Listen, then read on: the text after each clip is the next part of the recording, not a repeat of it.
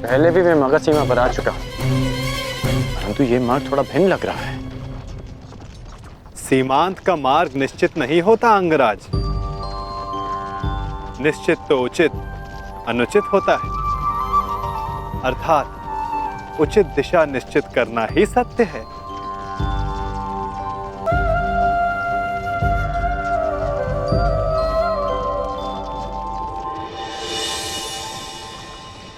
मन की शुद्धि के लिए आवश्यक है कि उत्सुकता के वेग को रोका ना जाए। प्रश्न नहीं करोगे तो उत्तर कैसे पाओगे? तुम्हें कैसे पता कि मैं कुछ पूछना चाहता हूं? एक माता को कैसे पता होता है कि आज उसके बालक को क्या खाना है? एक ढाल को कैसे पता होता है कि तलवार किस ओर से आनी है? ये मन की भाषा है अंगराज। अपना मन सचेत हो तो दूसरे का मन पढ़ना कठिन नहीं।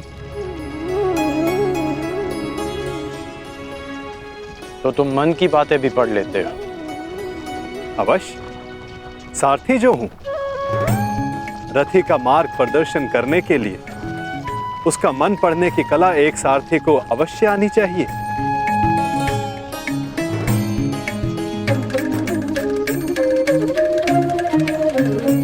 वैसे युद्ध करने में बहुत कुशल होना अंगराज? ये क्यों पूछा तुमने? ऐसे ही जो वासुदेव से युद्ध करने को उपस्थित हो, उसका युद्ध कौशल तो विलक्षण होना चाहिए।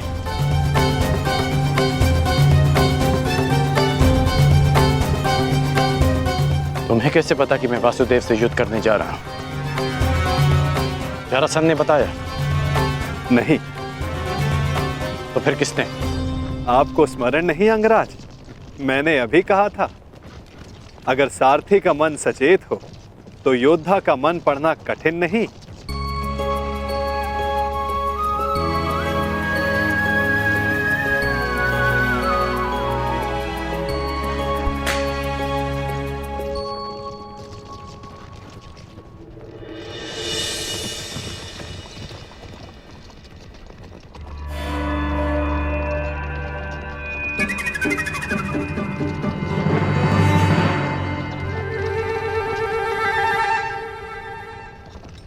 सारथी, और तीव्र और तेज चलाओ।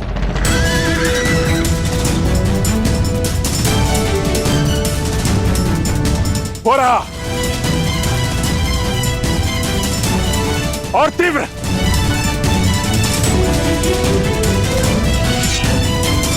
जरासंध को एक बार और मूर्ख नहीं बना सकता ये वासुदेव।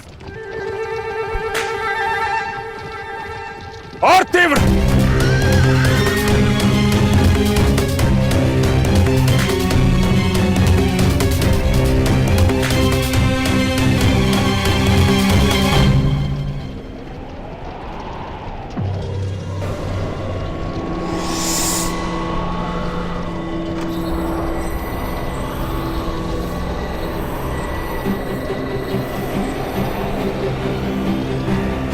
कहां गया ये छलिया?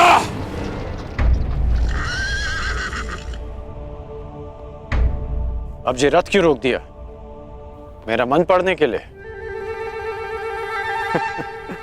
मन पढ़ने के लिए नहीं, मार्ग पढ़ने के लिए। यदि लक्ष्य तक की यात्रा लंबी हो तो बीच बीच में रुककर मार्ग जांच लेना चाहिए। भाप लेना चाहिए कि कहां के लिए निकले थे, कहां तक पहुंचे हैं और कहां जा रहे हैं,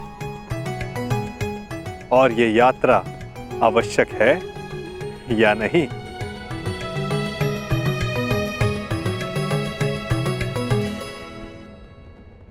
सारथी, रोको रथ, रथ रोको।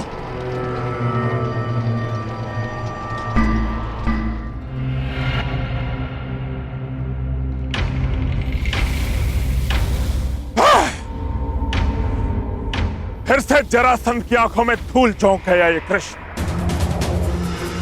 परंतु यह जरासंध भी हार नहीं मानेगा। चलो सारथी।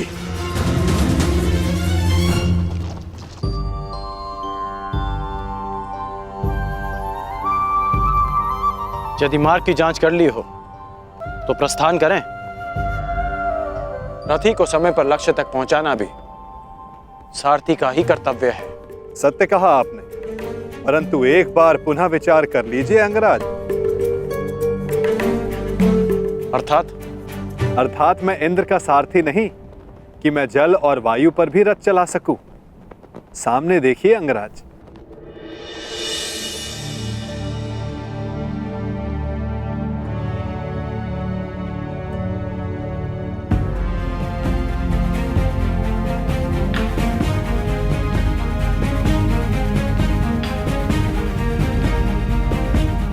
यहां नदी कैसे आ गई?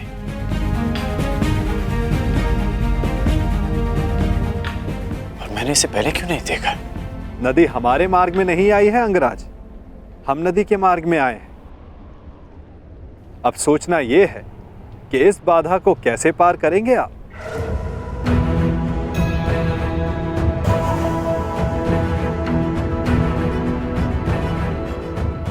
इस प्रश्न का मेरे पास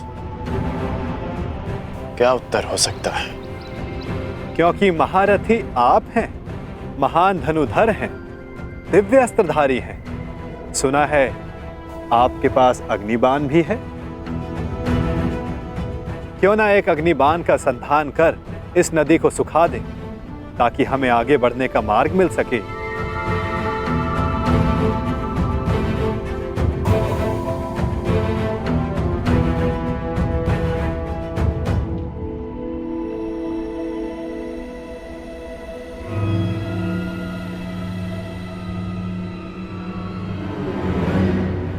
आपके लिए समय से ज्यादा महत्वपूर्ण और कुछ है?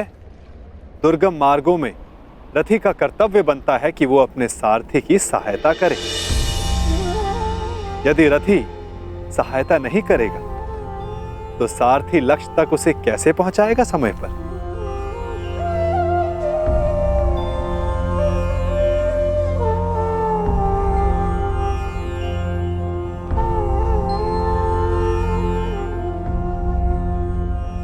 यदि लक्ष्य तक की यात्रा लंबी हो तो बीच बीच में रुककर मार्ग जांच लेना चाहिए।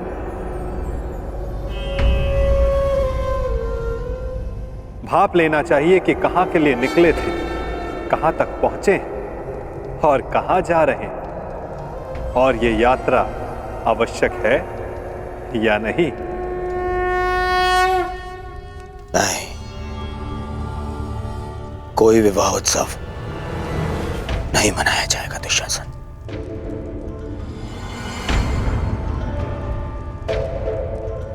दुर्योधन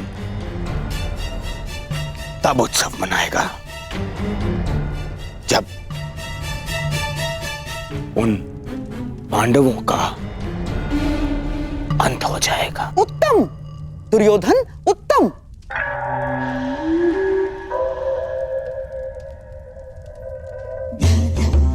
जो अपने लक्ष्य तक पहुंचने से पहले उत्सव नहीं मनाते, वो शीघ्र ही लक्ष्य साधते हैं। और तुम्हें उत्सव मनाने के लिए अधिक प्रतीक्षा नहीं करनी होगी।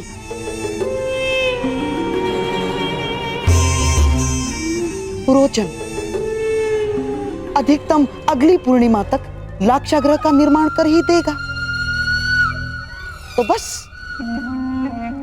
तुम्हारे लक्ष्य प्राप्ति के लिए केवल 15 दिन शेष हैं। नहीं मामाश्री, नहीं। केवल लाक्ष गृह के निर्माण हो जाने से कुछ नहीं होता। प्रश्न तो ये है कि क्या हमारे कहने पर ही वो पांडव वहां जाने के लिए प्रस्तुत होंगे? अवश्य होगा मेरे होने वाले सम्राट, अवश्य होगा। विशेषकर तब जब वर्णावत में हस्तिनापुर के युवराज का सम्मान और सत्कार करने के लिए वहां उन्हें बुलाया जाएगा। ये केवल संभावना है मामाश्री, संभावना। यदि उन्होंने वहां जाने से मना कर दिया तो गाय को अपने वश में कर लो तो बछड़े अपने आप विवश हो जाते हैं। ठीक उसी प्रकार पांडवों की माता श्री कुंती का सत्कार किया जाए तो उसके 5 पुत्रों को आना ही होगा। यदि वो 5 उंगलियां हैं तो कुंती उनका शरीर है, शरीर। वो जहां जाएगी ये 5 उसके साथ जाएंगे ही।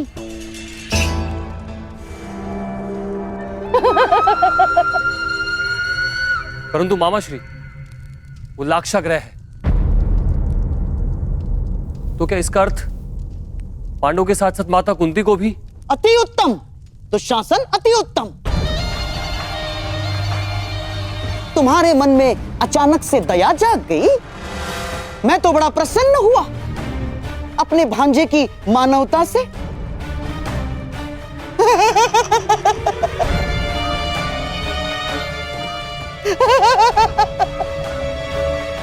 राजनीति में चने के साथ साथ घुन को भी पिसना होता है दुशासन। और हां, कुंती तो तुम्हारी माता समान है, तो उसे अपने पुत्रों के वियोग में व्यथित होने दोगे? क्यों ना उसके पुत्रों के साथ ही उसके आने वाले कष्टों का भी समापन कर दिया जाए।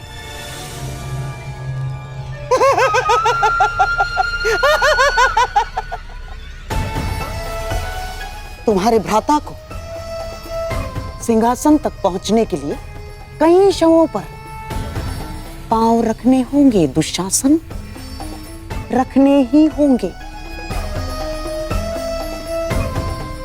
तो यदि 5 के स्थान पर 6 हो जाए तो उसमें अंतर क्या होगा दुशासन?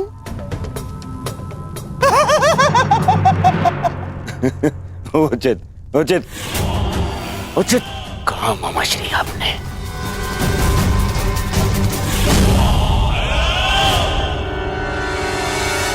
उचित कहा।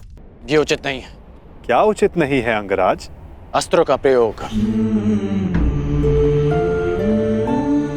मैं योद्धा हूं, हत्यारा नहीं। यदि इस धारा को सुखा डाला तो इस जल के जीव जंतु मारे जाएंगे और निर्दोषों का वध मुझे स्वीकार नहीं। और अभी तुमने कहा कि यह नदी हमारे मार्ग में नहीं, हम नदी के मार्ग में आए हैं, तो नदी को सुखा देना उचित नहीं होगा। अति उत्तम। आशा है भविष्य में भी आपको ये बात स्मरण रहेगी अंगराज।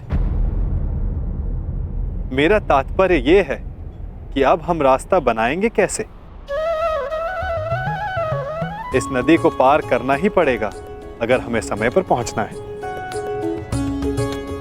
आगे चलकर देखते हैं, कहीं तो जल स्तर कम होगा जहां से हमारे अश्व और रथ निकल सकें। प्रस्थान करो। ठीक है, चलते हैं।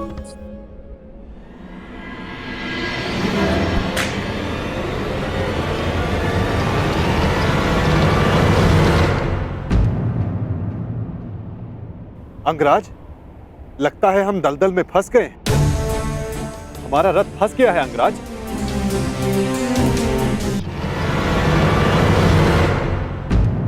अंगराज, लगता है हम दलदल में फंस गए।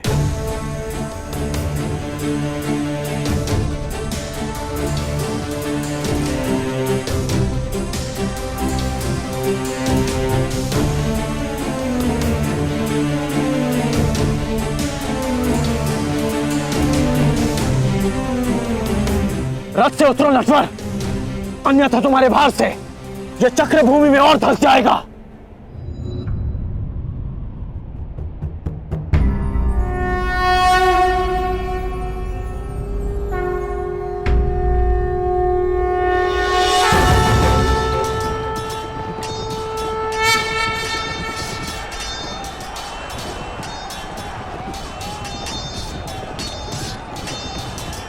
धनुष उठाओ पार्थ, संधान करो।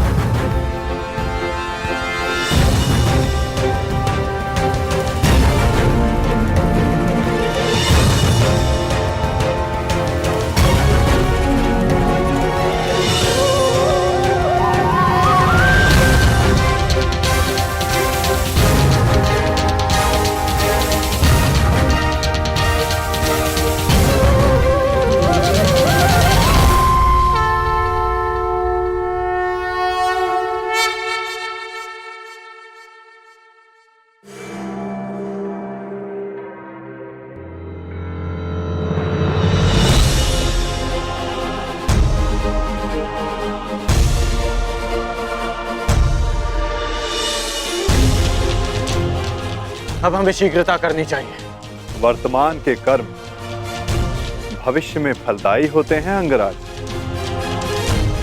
कोई ऐसा कार्य मत करना कि भविष्य पीड़ादायी हो। तुम कभी कोई सीधी बात क्यों नहीं करते?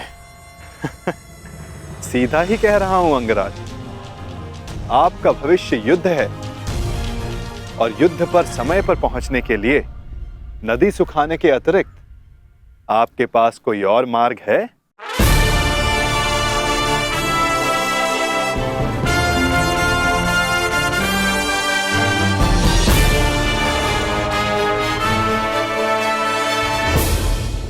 आपका भविष्य युद्ध है और युद्ध पर समय पर पहुंचने के लिए नदी सुखाने के अतिरिक्त आपके पास कोई और मार्ग है?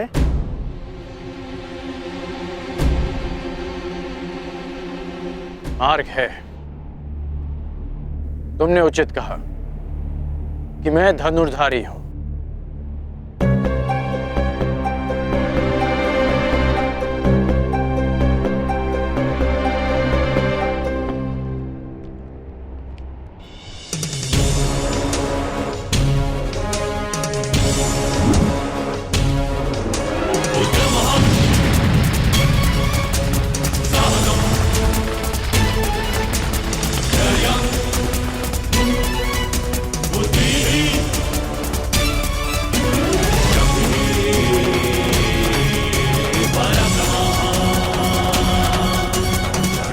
अब आगे बढ़ें।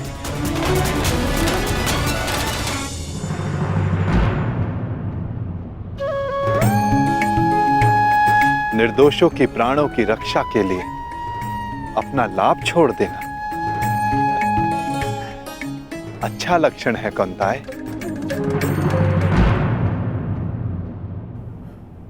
कोई सूचना? क्षमा कीजिए महाराज, गुप्तचरों के दल हर दिशा से लौट आए। बहुत खोजने पर भी कर्ण का कोई चिन्ह नहीं मिला। लगता है वासुदेव कृष्ण उसे किसी गुप्त और अज्ञात स्थान पर ले गए। क्या अब भी युद्ध को प्रस्तुत होना चाहेंगे अंगराज कर्ण की अनुपस्थिति में भी? मेघ बहुत अधिक देर तक सूर्य को छुपा कर नहीं रख सकते महामंत्री। भले ही हमें ज्ञात ना हो कि वो कृष्ण कर्ण को कहां ले गया है, परंतु हमें यह विश्वास अवश्य है कि कर्ण युद्ध के नियत समय पर युद्ध क्षेत्र में अवश्य पहुंच जाएगा, क्योंकि युद्ध की चुनौती और वचन की पूर्ति, इन दोनों को कर्ण कभी नहीं टाल सकता। युद्ध की तैयारियां करो। कल सूर्योदय होते ही जरासंध कृष्ण का दलन करने को प्रण करेगा। मगध नरेश की! मगध नरेश की! मगध नरेश की! मगध नरेश की! मगध नरेश की! मगध नरेश की! मगध नरेश की! मगध नरेश की! मगध नरेश की!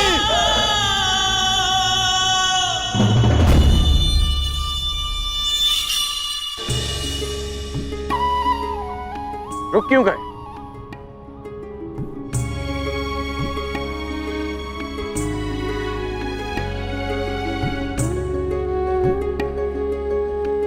अरे रथ से क्यों उतर गए?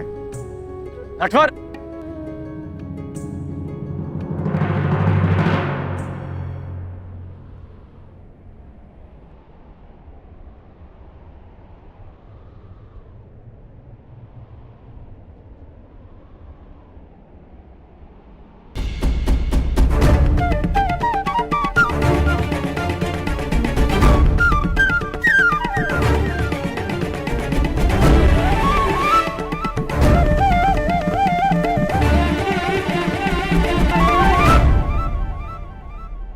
अब क्या हुआ?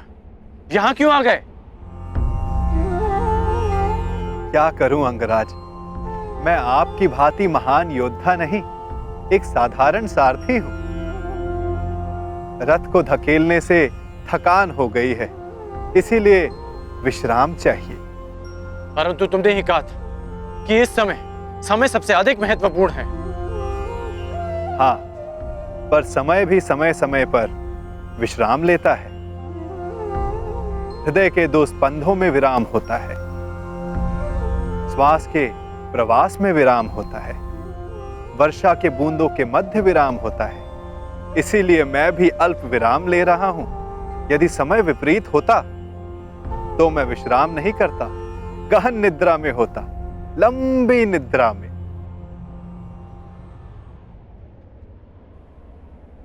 नटवर,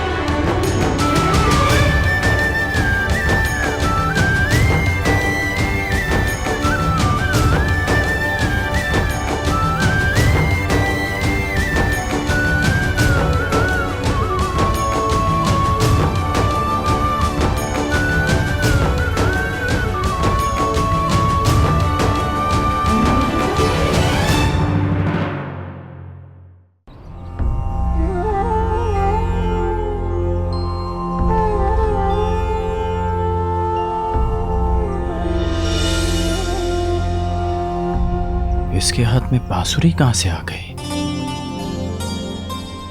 हो गया विश्राम? थकान पूरी हो गई? सारथी हूं। रथी की थकान को दूर करना भी मेरा कर्तव्य है।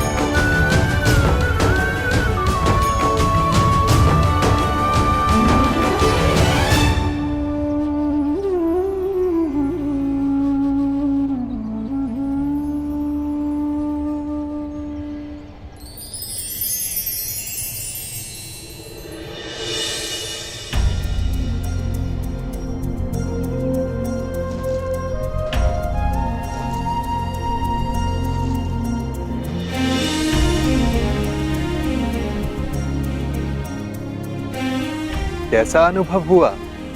अद्भुत, दिव्य, एक नई ऊर्जा अनुभव कर रहा हूं। मन में शांति है, संतोष है, आनंद है। जब मन शांत है, संतुष्ट है, तो क्या अब भी युद्ध करना चाहते हो या वापस अंग चलना है? मेरे लिए शांति और संतोष मेरे कर्तव्य पालन में है, मेरे वचन पालन में है। और इस समय मेरा कर्तव्य और वचन मुझे जरासंध की सहायता के लिए पुकार रहे हैं। प्रस्थान करो नटवर। जैसी महारथी की इच्छा।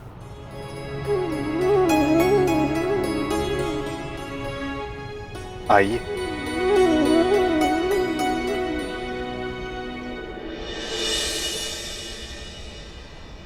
अच्छा, वर्णावतवासी माता कुंती का सत्कार करना चाहते हैं? जी।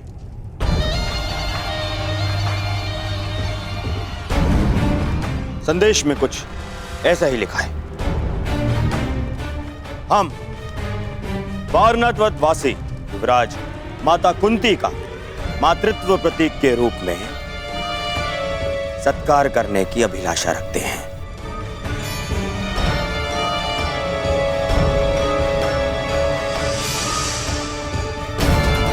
महाराज ये सौभाग्य प्रदान करके हमें कृतार्थ करें।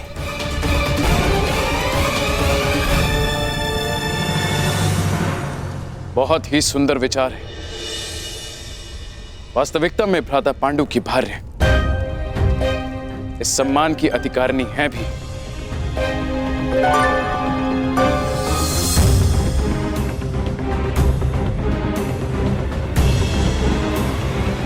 वो तो ठीक है ज्येष्ठ पिताश्री, परंतु एक बात समझ नहीं आई। ये निमंत्रण तुम्हें क्यों भेजा गया दुर्योधन?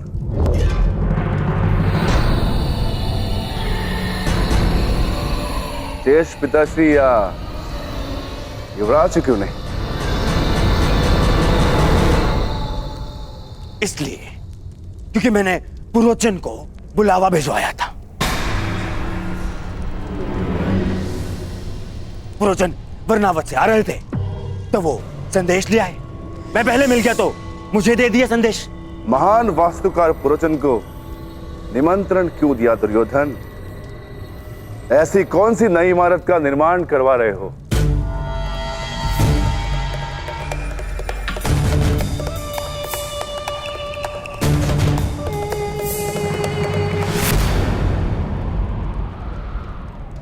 नहीं, वो क्या है कि अब कोई लाभ नहीं मेरे होने वाले सम्राट, कोई लाभ नहीं। चतुर भीम ने तुम्हें पकड़ ही लिया है। बात यह है भीम कि दुर्योधन अपने ज्येष्ठ भ्राता को भेंट देने के लिए एक सुंदर महल का निर्माण करवा रहा है।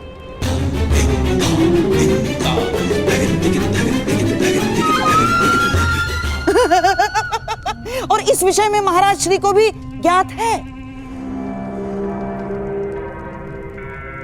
तुम ज्येष्ठ भ्राताश्री को भेंट दे रहे हो?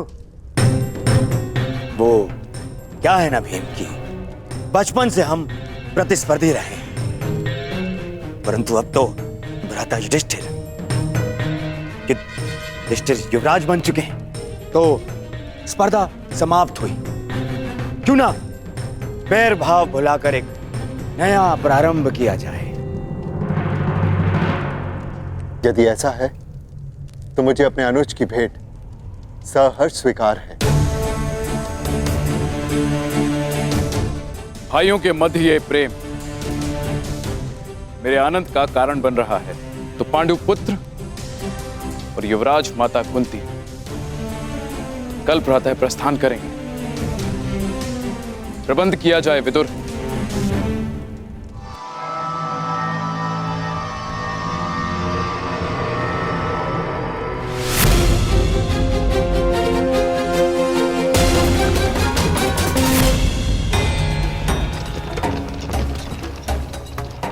कब तक पहुंच पाएंगे हम? मार्ग का क्या भरोसा अंगराज? कदाचित कल प्रातः तक या मध्यांक तक या फिर संध्या भी हो सकती है। नहीं, हमें शीघ्र पहुंचना होगा। युद्ध प्रातःकाल प्रारंभ होने वाला है। योद्धा का युद्ध और मनुष्य का प्रारब्ध उसके कर्म के हाथों में होता है वीर। यदि इतनी ही शीघ्रता थी तो जलधारा के सामने इतना समय क्यों व्यर्थ किया? चला देते बाण, सुखा देते नदी को, मर जाने देते सारे जीव जंतुओं को। मैंने तुमसे पहले भी कहा है कि निर्दोषों का वध मुझे स्वीकार नहीं। यदि कोई लक्ष्य बिना रक्तपात के प्राप्त किया जा सके तो प्रयास अवश्य करना चाहिए।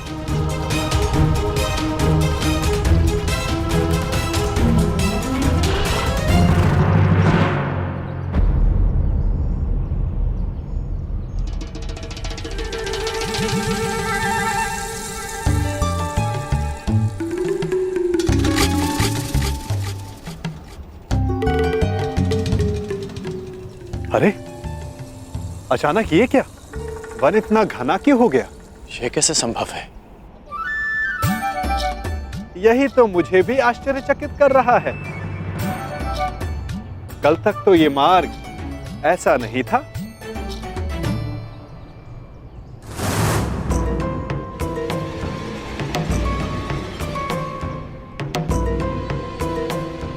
एक दिन में अचानक ऐसा क्या हो गया?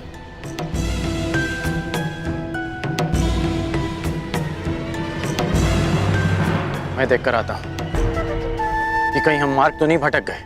अवश्य।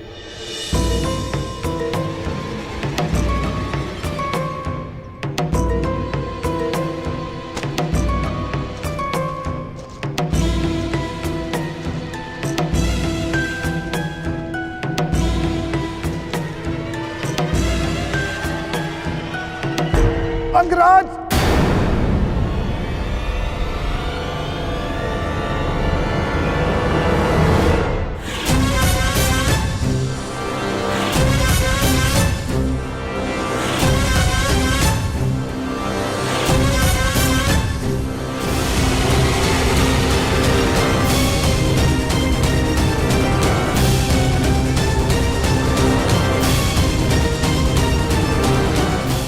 रक्षा करो अंगराज, रक्षा करो। मैं आपका सारथी हूं। मेरी रक्षा करना आपका कर्तव्य है अंगराज। रक्षा करो अंगराज, ये सर्प मेरे प्राण ले लेगा अंगराज। अंगराज सहायता करो अंगराज। अंगराज, अंगराज।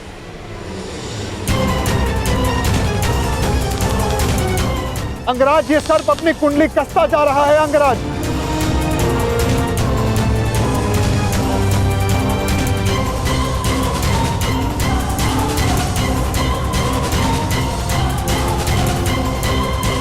अंगराज सहायता।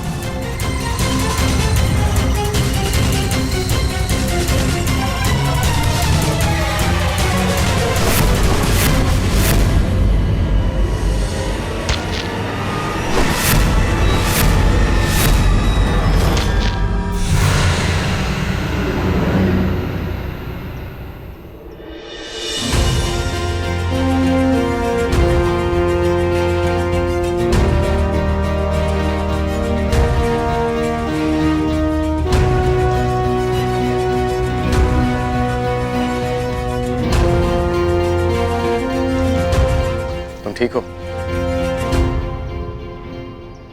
तो चलें। जलधारा के जीवों को नहीं मारा, परंतु इस सर्प का वध कर दिया। क्यों?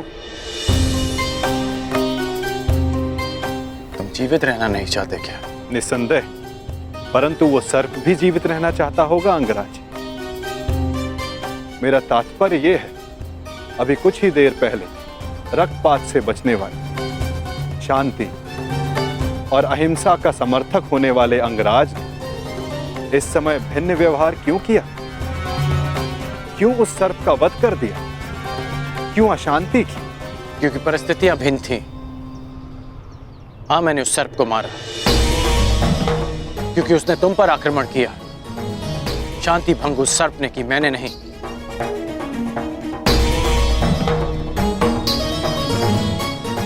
अब आपकी शंका दूर हो गई हो तो चले अंगराज।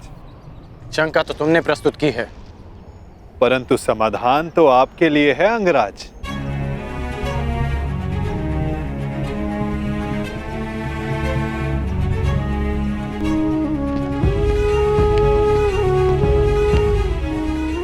वास्तविक शांति और मिथ्या शांति में अंतर कर पाने की योग्यता, दृष्टिगत से परे देख सकने की क्षमता जो तुम में है, वो हर मनुष्य में नहीं होती।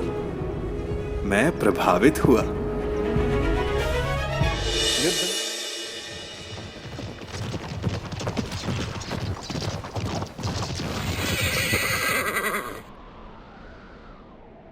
ये अचानक रथ क्यों रोक दिया? निद्रा का अनुभव हो रहा है अंगराज। तो यहाँ मेरे स्थान पर आने का कष्ट कीजिए, रथ मैं स्वयं चला लूंगा। मैंने कहा कि निद्रा का अनुभव हो रहा है, ये नहीं कि सोना है। हाँ, तनिक कुछ खा लूंगा तो स्फूर्ति अवश्य आ जाएगी।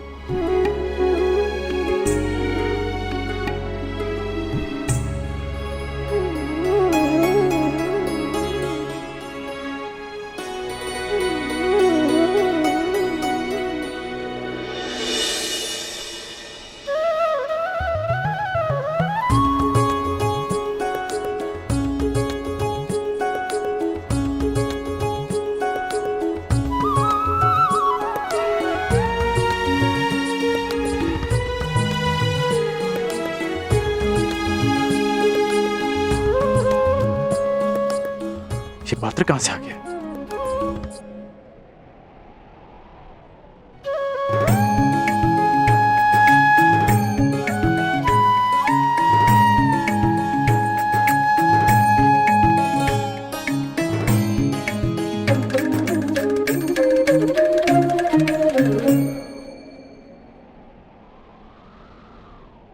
आपके मन का ये प्रश्न भी मैंने पढ़ लिया अंगराज। यात्रा कितनी लंबी होने वाली है, ये यात्री कहाँ जानता है। इसीलिए ऐसे समय के लिए ये माखन मैं हमेशा अपने साथ रखता हूँ। ये मुझे ऊर्जा और स्फूर्ति देता है और साथ साथ मन भी सचेत रखता है। खाओगे? खा लो। ठीक है, तुम इतना कह रहे हो तो खा लेता।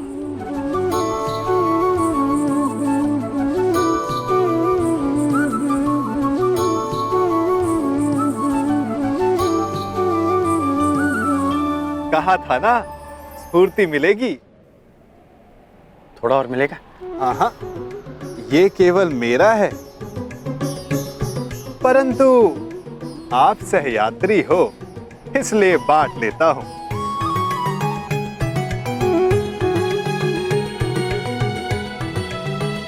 कभी सुना है आपने कि माखन और दूध में शत्रुता हुई है? इस बात का क्या तात्पर्य है मैं समझा नहीं। क्या पूछना चाहते हो? यही कि वासुदेव कृष्ण से युद्ध करने क्यों जा रहे हो?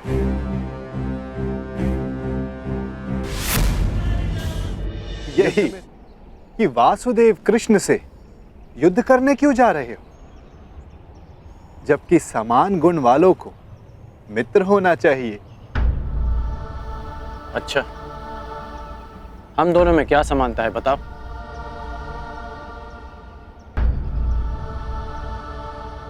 एक बालक जिसको जन्म किसी और ने दिया, पाला किसी और ने, जो बालपन से ही अन्याय और अधर्म से लड़ता आया हो, जिसका लक्ष्य अन्याय का नाश है, जिसने प्रेम किसी से किया और विवाह किसी और से करना पड़ा, और अब धर्म संस्थापन के लिए अथक परिश्रम कर रहा है। अब आप ही बताओ, क्या ये समानताएं नहीं है? कुछ असमानताएं भी हैं हमारे बीच। कैसी असमानताएं अंगराज? कृष्ण को जन्म किसी और ने दिया और पाला किसी और ने, परंतु मुझे मेरे सगे माता पिता ने पाला है। निसंदेह, परंतु लक्ष्य दोनों का समान है। इसीलिए इस यात्रा में एक दूसरे का सहायक होना चाहिए, विरोधी नहीं। कदाचित हम दोनों एक ही पक्ष में होते हैं। यदि मैं जरासंध को वचन नहीं देता कि मैं कृष्ण के विरुद्ध उनकी सहायता करूंगा। युद्ध में सम्मिलित होने का वचन दिया है या कृष्ण के विरुद्ध युद्ध करने का अंगराज? मैं समझा नहीं।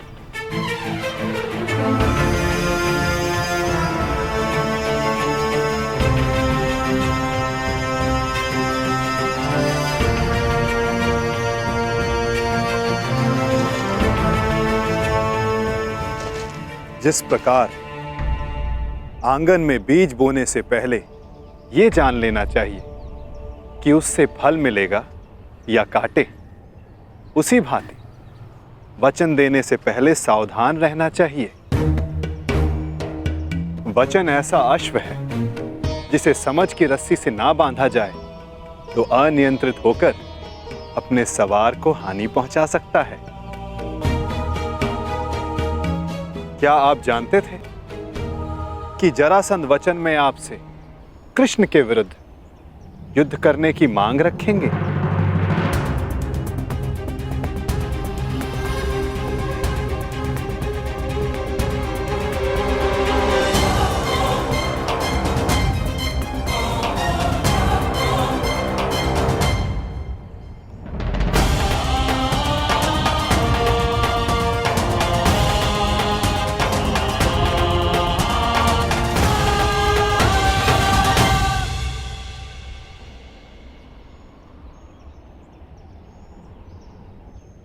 मैंने अपना कार्य पूरा किया अंगराज।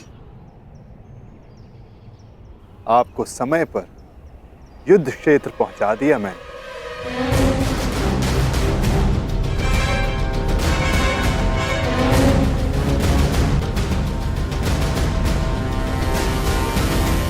आवश्यक भी था,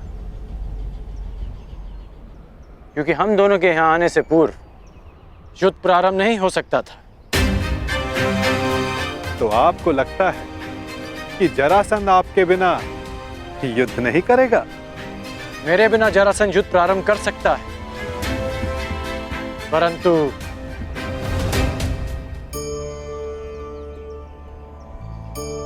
परंतु क्या? कहे दीजिए अंगराज।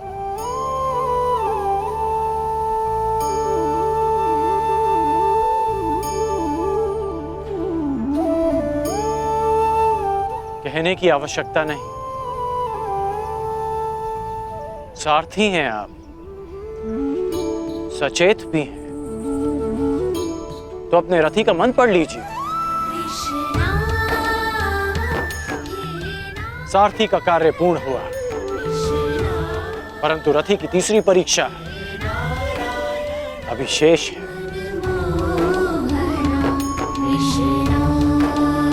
तीसरी परीक्षा? ये क्या कह रहे हैं आप अंगराज?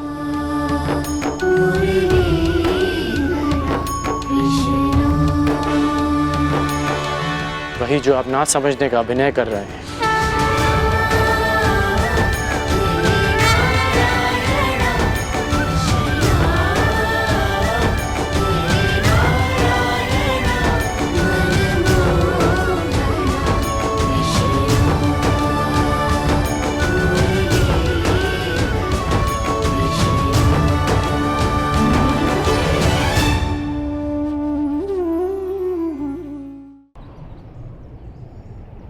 तीसरी परीक्षा?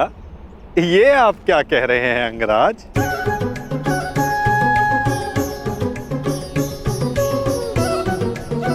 वही जो आप ना समझने का अभिनय कर रहे हैं।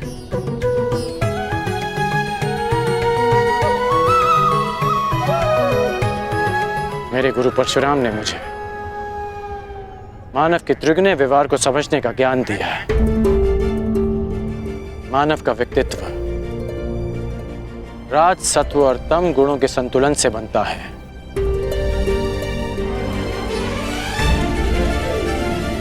कहते जाओ अंगराज, मैं सुन रहा हूं।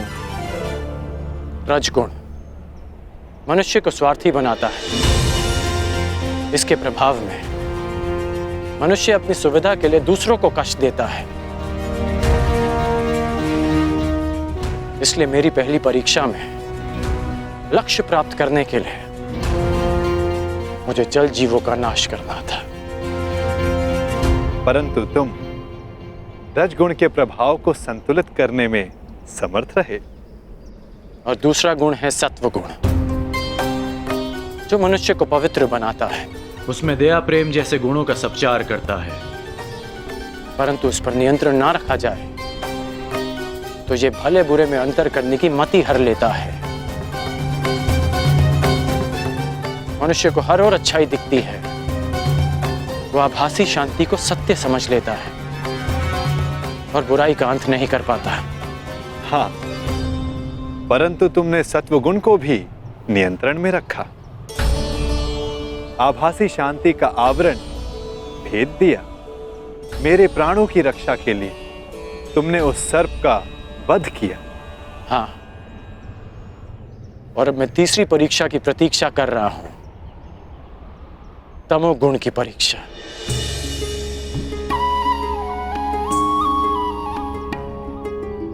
उत्तम, परंतु ये किसने कहा कि तम गुण की परीक्षा अभी चल नहीं रही है?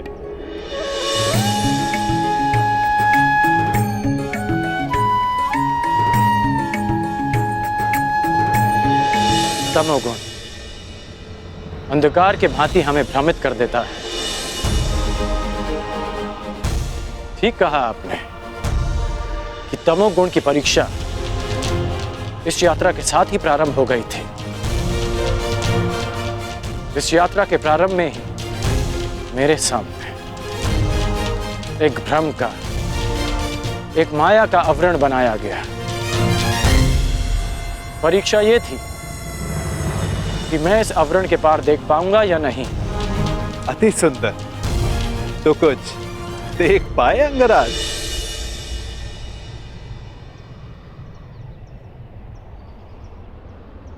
सबसे पहले इस नाटक के सूत्रधार को देखा,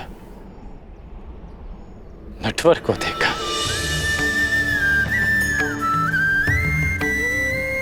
फिर उसे भी देखा जिसकी मुरली की धुन पर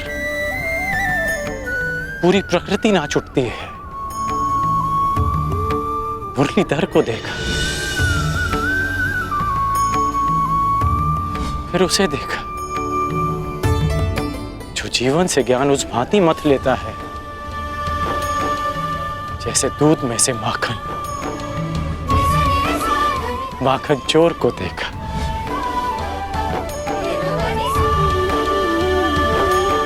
और फिर उसे देखा जिसके ये सब रूप हैं।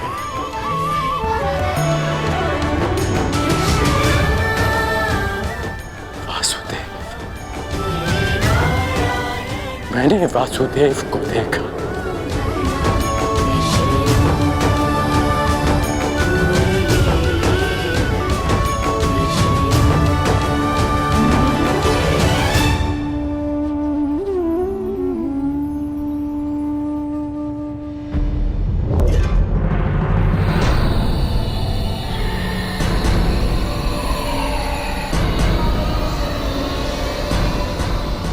महाराज, यहाँ ना कोई सेना है ना वासुदेव। कहीं वासुदेव ने समर्पण का मन तो नहीं बना लिया? नहीं, यदि समर्पण करना होता तो वो कर्ण को अपने साथ नहीं ले जाता। कृष्ण या तो युद्ध करेगा या फिर से कोई छल। यही जानना चाहता था कर्ण कि तीनों गुणों के प्रभाव को नियंत्रित कर सकने की क्षमता तुम में है या नहीं। मैं संतुष्ट हुआ। इस जीवन में मैंने तुमसे अधिक विलक्षण पुरुष नहीं देखा। सूर्य देवता है, पर मनुष्यों में सूर्य तुम हो कर्ण। धन्य है तुम्हारी माता, धन्य है तुम्हारे पिता।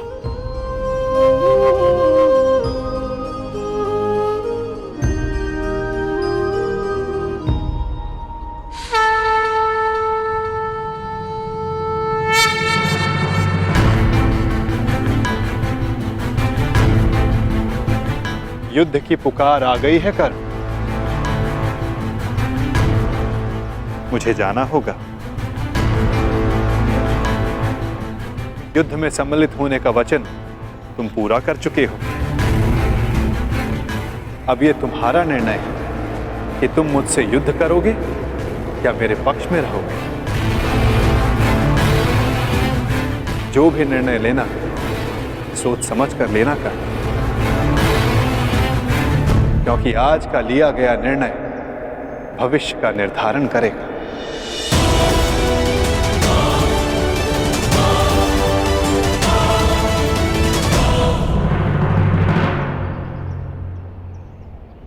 कृष्ण, रण छोड़। कहां है तू? फिर से रण छोड़कर भाग गया।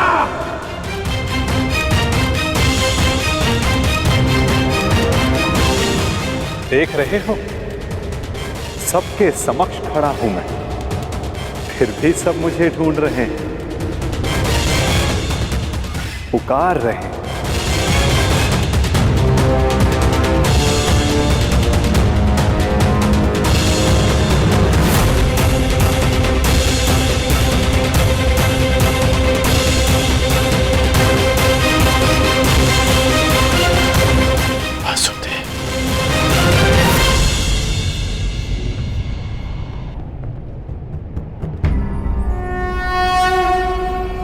यदा यदा हि धर्मस्य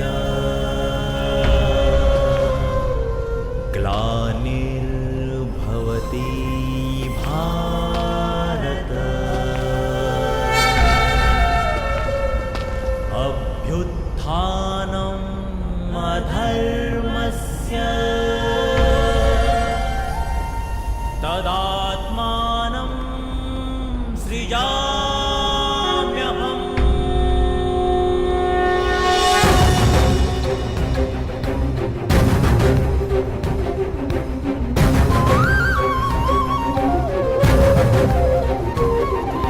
यदा यदा हि धर्मस्य ग्लानिर्भवति भारत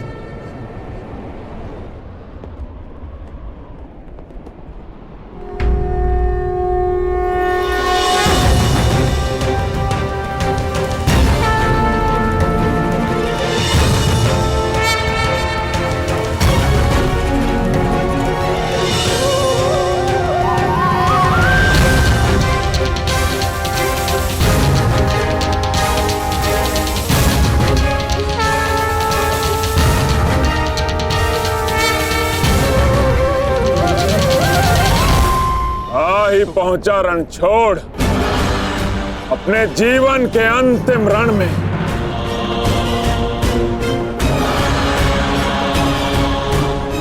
तो कर्ण को छल करके अपने साथ ले गया ताकि युद्ध को टाल सके, और आया भी तो निहत्था बिना सेना के। परंतु फिर भी मैं प्रस्तुत हूं। आज मैं तुझे समाप्त कर दूंगा कृष्ण। विकास के प्रयास को प्रशंसा मिलती है जरासंध, विनाश के प्रयास को नहीं। कितनी बार हमने युद्ध किया, क्या लाभ हुआ? सहस्त्रों सैनिक अकाल ही काल के ग्रास में समा गए।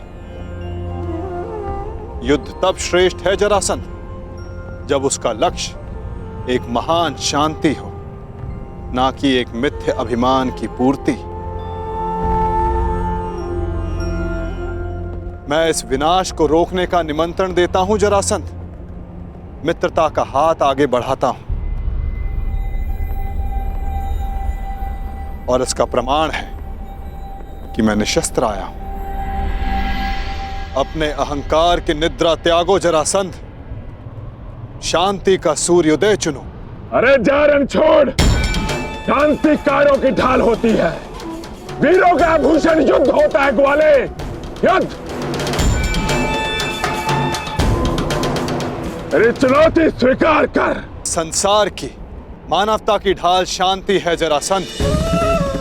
जिसके पास विनाश की शक्ति हो उसे शांति का विकल्प पहले चुनना चाहिए। वीर वो नहीं जो पल पल में युद्ध को उपस्थित हो जाए, वीर वो होता है जो जब तक संभव हो युद्ध को टाले। तुम्हारे नाम में ही संधि है, तो फिर क्यों युद्ध के कंकड़ से शांति का पात्र तोड़ते हो जरासंध? यदि शांति का पात्र छलका तो विनाश पहाड़ आएगा। मैं कोई मथुरा का ग्वाला नहीं जो तुम्हारी इन मीठी मीठी बातों में आ जाऊं। तुम्हारे उद्देश्यों के बाणों का जरासंध के कवच पर कोई प्रभाव नहीं पड़ेगा।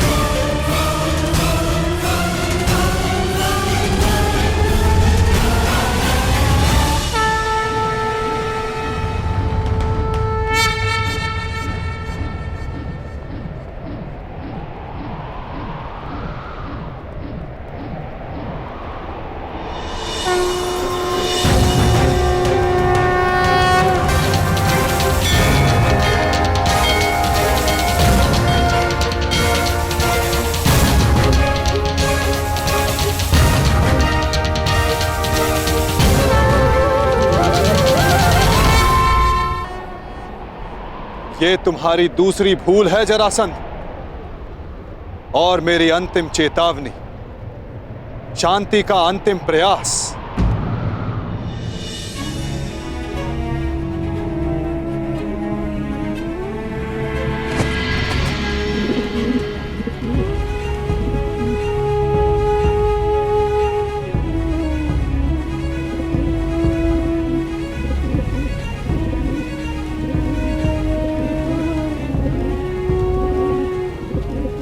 सुन रहे हो जरासंध?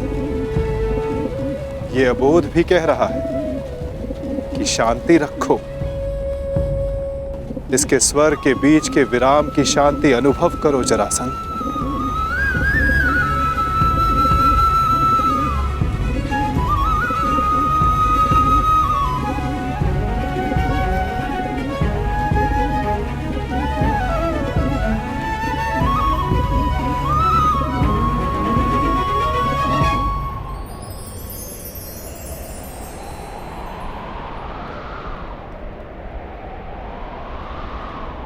शांति का संदेश लाने वाले परिणाम जानना चाहता है वासुदेव, तो देख।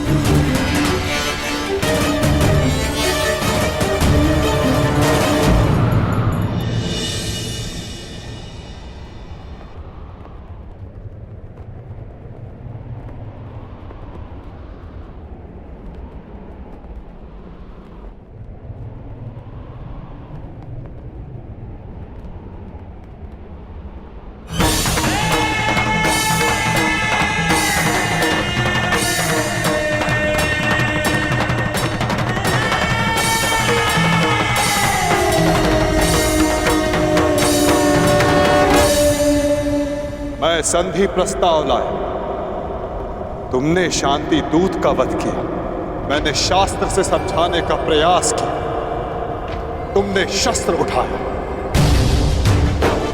मैं प्रेम लाया था, तुमने युद्ध की मांग की। तुम्हें युद्ध चाहिए जरासंध, तो लो, मैं तुम्हें युद्ध देता हूं।